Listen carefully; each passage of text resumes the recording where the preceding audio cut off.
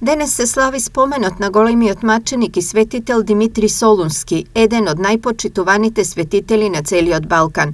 Гонет и погубен заради својата вера во Христа, Свети Димитрий со копје бил прободен и усмртен во затвор во 4. век, а од тогаш до сега исцелително миро се точи од неговите мошти. Од неговите мошти и ден денес се цели миро, се истекува свето миро кое ги цели душите и телата на сите нас христијаните кои што со вера му пристапуваме и бараме од него да ни биде застапник и помошник пред Бога. Култот на Свети Димитрий со векови собира голем број верници во храмовите, дојдени со молитва да побараат благослов од светецот.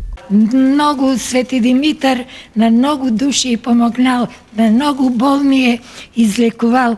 И на сите нека помага, на сите на помош нека ни е.